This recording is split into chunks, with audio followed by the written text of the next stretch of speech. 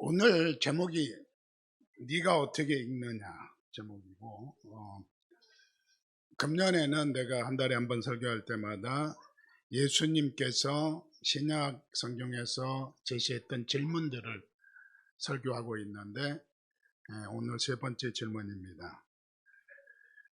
오늘 이야기를 읽으면서 제목만 보면 네가 어떻게 읽느냐, 독서법이에요. 독서법인데 교수 생활을 오래 하다 보니까 서울신학에서 가르칠 적에 주로 학부생들을 가르쳤어요. 대학원생을, 석사까지 학생을 한 번 가르쳤나? 그 상담학 쪽에 가르쳤는데, 양쪽을 가르치면서 느꼈던 게 뭐냐면은 대학생들이 진짜 책 읽을 줄 모른다. 그래서 그때 소개한 것이, 그 다음부터는 학부생들한테는 꼭 요구한 것이 필수 책으로 독서법, 독서의 기술. 그 모티머 애들러라고 하는 하버드 대학교 교수가 하버드 1학년 학생들을 위해서 쓴 책이 있어요. 이렇게 두툼해요. 영어로 된 거. 우리 애들 둘이 다 읽었고요. 근데 한국말로는 이렇게 얇게 요약해서 번역해 놨는데 독서의 기술로 돼 있어요. 읽어보기를 바라고, 일부 예배가 이 사역자들 중심으로, 특별히 오늘은 평신도 한 명도 없어요. 그래서 우리 안명 집사 빼놓고는 식구니까. 그래서 오늘은 조금 더 깊게 사역에 대한 얘기를 좀 할 수 있겠다 생각을 했고요. 그래서 오늘 내용으로 보면, 제목으로 보면은 독서법에 대한 강의를 해야 되는 건지, 그 다음에 요거를 또 돌이켜보면은 예수님께서 대답하신 것과 오늘 질문하신 거 보면은 성서 해석학이에요. 특별히 구약 성서 해석학. 그 다음에 율법 얘기가 나오니까 율법하고 법률하고 따지면서 법학, 이렇게 가야 되는데, 여러분 서울신학에서는 가르치지 않는 거 있는데, 구약 가르치는 교수님들한테 뭐 배웠는지 모르겠지만 미드라시라는 게 있어요. 들어봤어요? 미드라시가 뭐냐면은 율법 학자들이, 랍비들이 율법, 특별히 토라를 해석해서 갖다 놓은 게 있어요. 그러니까 주석이에요. 구약 주석이 유대인식 구약 주석이. 근데 너무너무 재밌게 잘 돼 있어요. 이게 저는 이제 미국에서 공부할 적에 원서로 많이 읽어봤는데 아주 재밌는 얘기들이 많이 있어요. 넘어갑니다. 오늘 질문의 배경과 구조인데, 6번 질문하고 6번 답하는, 그러니까 3번 질문하고 3번 답하는 거 6개가 나와요. 첫 번째 율법학자가, 이제 오늘 내용은 율법학자가 잘난 척하는 얘기예요. 예수님한테 와가지고 25절에 보니까 예수님을 시험하려고 질문해. 몰라서 질문한 게 아니고 자기 잘 아니까, 자기 학자니까, 예수님 너는 무식한 놈이잖아, 네 이런 거 알아? 네가 뭐 이런 거 알아? 그리고 물어본 거예요. 근데 오늘 본문 말씀이 재밌는 게요, 오늘 본문 말씀은 이 마태복음 22장에 보면은 뭐가 나오냐면 바리새인들이 예수님 시험하려고 물어봤던 내용이에요. 뭐라고 물어보냐면은 여러 율법 중에 첫 번째 되는 게 뭡니까? 그래서 오늘 말씀이에요. 두 번째는 이거다. 첫 번째 하나님 사랑, 두 번째 이웃 사랑. 그게 말씀하셨는데, 오늘은 율법학자가 와가지고 예수님한테 어떻게 해야지 영생 얻습니까? 그랬더니 예수님께서 질문을 하신 거예요. 율법에 뭐라고 기록되어 있느냐? 그러면서, 그리고 너는 그걸 어떻게 읽느냐? 그렇게 얘기해요.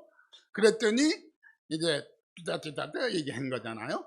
하나님 사랑하라, 그 다음에 또 이웃을 사랑하라, 그 얘기한 거잖아요. 그렇다고 하면은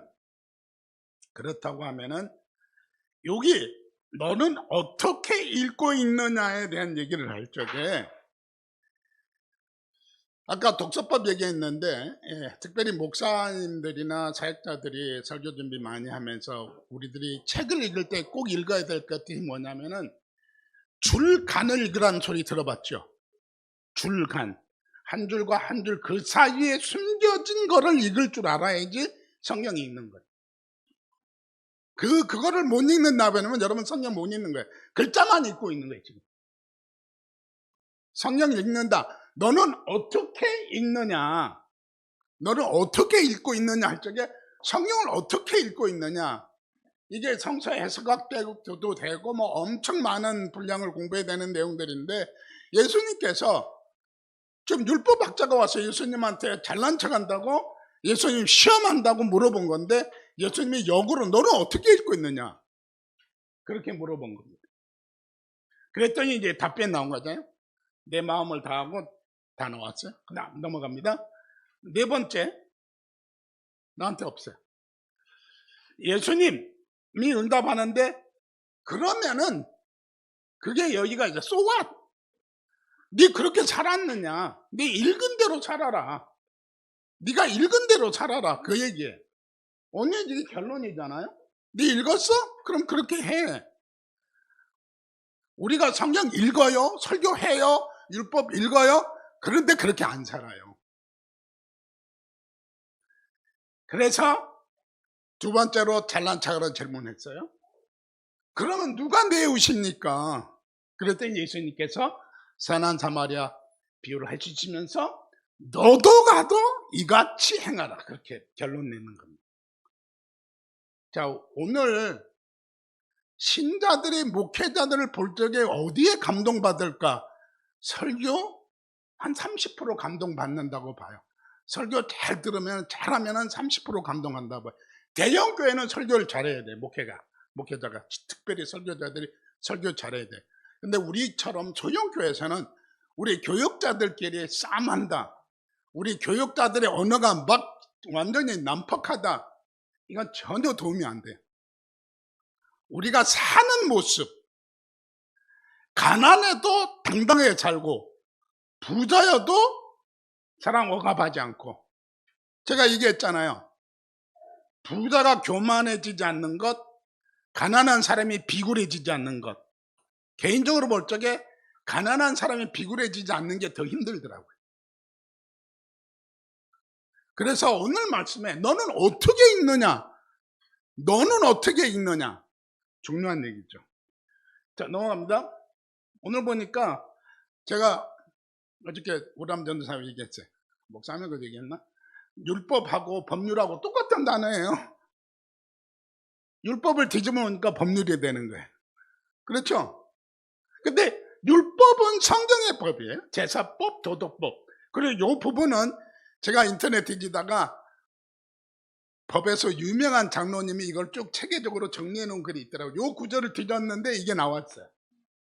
그런데 여기 보니까 성경에 볼 적에 도덕법, 이제 도덕법이 실천법하고 절차법이 나오는데, 공의, 공법, 공평, 심판, 규례, 율례, 율법. 제가 이거를 왜 생각했냐면은, 이 영어를 생각하면서 내가 쓰던 단어들이 많이 있으니까 법률을 봤어요.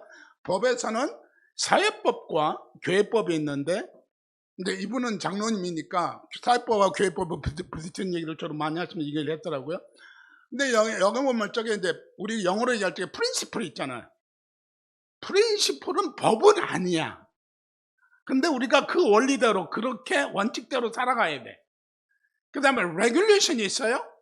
레귤레이션은 주로 어디에 쓰냐면은 우리 수양에 데려갈 적에 애들한테 뭐 10 commandment, 뭐 10 regulation 써요. 뭐 thy body not should be in opposite sex zone, 그렇게 그런 거 써요. 너의 몸뚱이가 다른 성의 장소에 들어가 있어서는 안 된다. 그러니까 모스마는 또 가스나는 서로 다른 방에 들어가지 말라, 그런 걸 쓸 적에 그렇게 웃기게 써놓는 거예요. 그게 이제 레귤레이션 쓰고, 그 다음에 룰이라는 걸 쓰죠. 룰도 알죠? 그 다음에 바일러라는 단어를 많이 씁니다. 이게 이제 바일러는 이제 교단에서 헌법 같은 거 쓸 적에 바일러를 많이 쓰고요. 그 다음에 law라고 하는 거 씁니다. 그 다음에 그거 위에 이제 constitution이 있죠. 헌법, constitution이 있는데 그건 내가 안 써놨고요. 그러면은 오늘 밑에 보니까 율법에 무엇이라고 기록되었느냐 할 적에 그 문장은 법원에서 실제로 사용한 실정법의 문제다.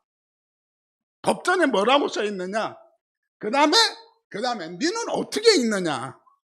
좋은 판사는 법조문에 있는 것만 가지고 법을 집행하면은 좋은 판사 아니죠. 자기가 그 법을 해석하고 실정법의 구체적인 조문에 대한 해석과 적용의 문제가 나오죠.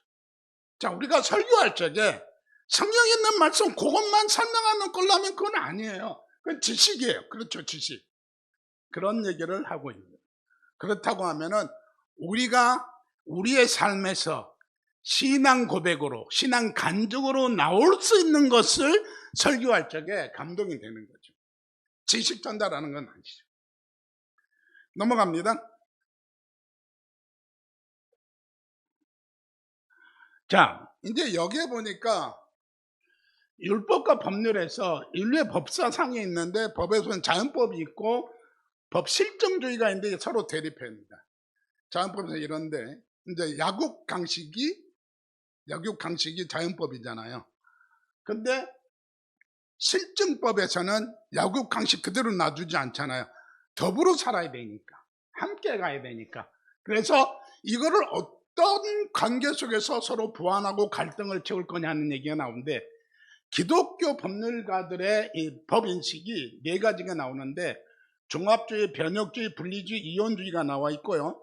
여기에 종합주의는 캐톨릭이고 변혁주의는 장로교이고 분리주의는 루터교고 이원주의는 제세례파, 에나베프티스다, 그런 얘기를 써놨어요. 예, 우리는 아마 이 장로교 쪽에 장감성이 이쪽으로 다 들어갈 것 같아요. 그래서 이제 종합주의는 사회법과 종교법은 종합이다. 특별히 이제 캐톨릭이 그렇게 가잖아요. 자기네가 원래 국가로 얘기하고 있으니까. 그 다음에 변혁주의는 세속적인 법이 대적으로 교회에 와서는 변혁해야 된다. 여기 이제 내가 써놓긴 했는데 참 재밌는 게 있어요. 우리 미국에서 이제 은퇴하는 목사님들이 은퇴가지고 시비가 붙잖아요. 그래서 금년에 우리 교단 헌법이 법 해석을 어떻게 바꿨냐면 70이 되던 해에 은퇴했는데 70 마지막 날에 은퇴할 수 있도록 1년이 연기된 거죠. 그게 이제 금년에 총회에서 결정된 상으로 알고 있는데, 근데 미국에서는 교단 헌법이 70세에 은퇴한다고 은퇴하라고 그러면은 나 헌법 소원할 거야. 미국 법에서는 나이로 은퇴 못 시켜요. 그래서 미국 법정에다 걸면은 교단법은 무너져요. 헌법이 우선하지 교회법이 우선하지 않아요. 그래서 어떤 목사님들이 나 미국 법에다 고소할 거야, 너네 그런 식으로 하면은 그러면은 못해요. 이런 것들이 나오는데, 우리가 이제 아까 얘기했던 우리는 이제 변혁주의 쪽에 있거든요. 우린 분리주의가 아니고 이원주의도 아니고, 그렇다고 하면은 세상법과 교회법을 다룰 적에 변혁해서 써야 된다는 얘기를 하고 있는 거죠. 자, 그러면은 마지막 부분입니다. 근데 오늘 다시 본문으로 돌아가면 아니요. 지식으로 우리가 읽고 있느냐? 지금 율법학자가 예수님께 물어봤을 때는 이 지식적인 쪽에서 물어본 거예요. 예수님 여러 가지 하고 있는데 이런 것들을 알고 있느냐? 지식에 대한 학교인데 예수님의 질문은 지식이 충분한 건 아니다. 그 지식이 삶에서 실현되고 있느냐? 그래서 하나님의 지식이란 하나님의 영으로 그 말씀을 해가기 위해서 있느냐? 아니면 하나님의 말씀을 지식으로 읽는 것은 그렇게 살기 위해서 읽어야 되는 것이냐? 그거를 질문하고 있는 겁니다. 자, 결론 마지막 쪽입니다. 그러면은 오늘 수왓이라고 하는 단어는 결국은 율법을 완성하는 삶, 그 다음에 말씀을 사모하는 삶, 그거를 이해하는 거라고 하는 겁니다. 우리 야고보서 1장 22절 같이 읽습니다. 시작.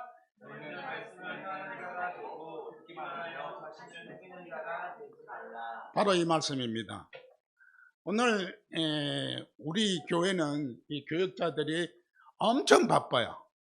우리 최 목사님하고 얘기하다 보면은 다른 데서 경험해 보지 못하는 것들을 엄청 많이 하고, 우리 교회는 IT 교회. 우리 뭐 잘못하면은 살아남기가 힘든 교육자로 와서 다 배워야 돼요. 근데 저도 이 나이에 저처럼 IT 하는 사람은 드물거든요. 그러니까 우리 교회는 이 늙은 목사부터 젊은 전도사까지 다 IT에서는 그래도 한가닥해요.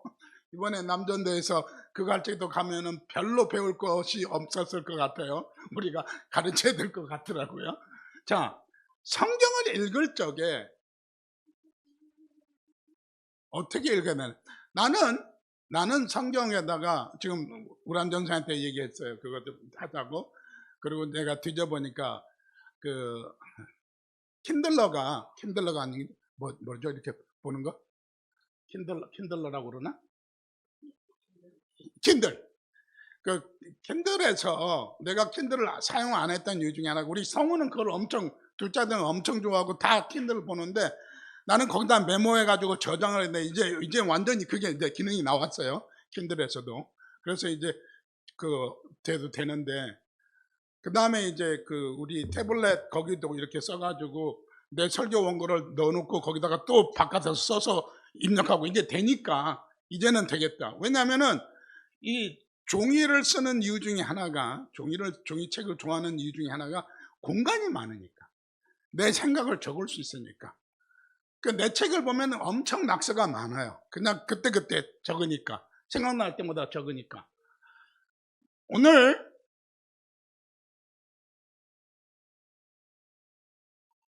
성경을 읽을 적에 이 말씀이 나에게 어떻게 오느냐라고 하는 것. 우리 사람이 짜증내는 것 중에 하나가 나는 자다 말고 벌떡 나서 또 설교 준비하거든요. 어저께 꿈에도 엄청 설교 준비했어. 이거 다시 하고 그게 근데 삶이니까 평생 책을 쓰던 설교 준비하던 다 준비해놓고도 또 어저께도 어저께 불꽃놀이 하는 거 모르고 나갔다가 설교 프린트 해가지고 들고 나갔다가 남산까지 올라갔어요. 너무 시끄러워가지고 어저께 불꽃놀이 했어요. 엄청 크게 했어요. 그랬는데 오늘 여러분들이 성경을 읽을 적에 많이 교육자는 나는 많이 읽는 걸 추천하지 않아요.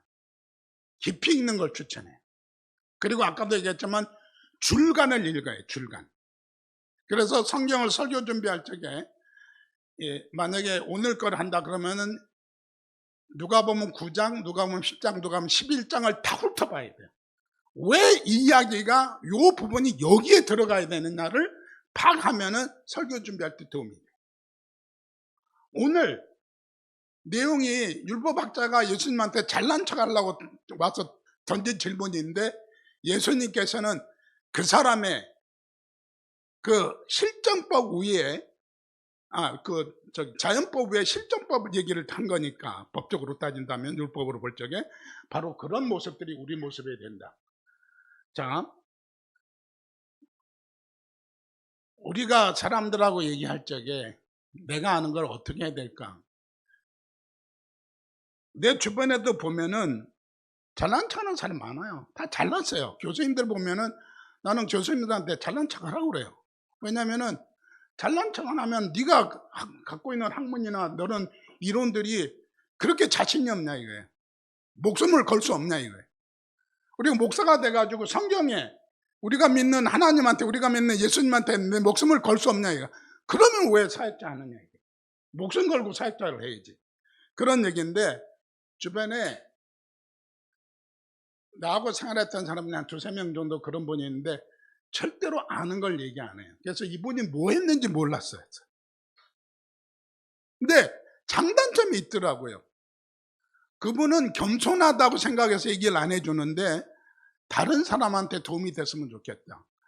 이제 쿠웨이트에서 선교 많이 하다가 왔는데 그분이 선교 얘기를 하나도 안 써놨어요. 그런 얘기를. 내가 굉장히 아쉬워서 내가 너 쿠웨이트 가서 선교한 거 좀 써라. 그럼 다른 사람한테 도움이 되지 않느냐. 근데 못 쓰고 그리고 목회하다가 사역 이제 소천했는데 참 아쉬움이 있더라. 그런 면에서. 자, 결론으로 다시 돌아가면 마지막으로 예수님한테 망신 주려했던 사람한테 예수님께서는 오픈하시고 지혜를 주셨다는 얘기예요. 지난번에도 계속 얘기했어요. 하나님께서 우리에게 질문 던지실 적에 아담아 내가 어디 있느냐? 네가 어디서 와서 들어가냐? 예수님이 너희는 나를 누구냐? 그런 모든 질문을 하실 때마다 예수님은 다 이미 답을 알고 계신데도 우리에게 질문을 하신다고 말씀드렸어요. 오늘 우리가 주님께 던질 적에 우리는 질문의 대답을 갖고 있질 않아요. 그리고 혼란스러워요. 이렇게 말할 수도 있고 이렇게 말할 수도 이렇게 말할 수도 있는데 이것이 내 삶에 어떻게 실현되는가? 그것이 결론이에요. 네가 이렇게 얘기했어? 잘했어. 그래서 so what? 그러니까 그렇게 살아. 자, 오늘 마지막 정리합니다. 우리 사역자들이고 말씀을 증거합니다. 그러면은 우리 사역자들이 말씀을 증거했다면은 그 말씀대로 본인이 선포한 말씀대로 사시는, 그리고 그 말씀이 선포된 말씀이 우리의 삶에서 실현되는 모습을 교인들한테 보여주는 우리 사역자가 되시기를 주님으로 축원합니다.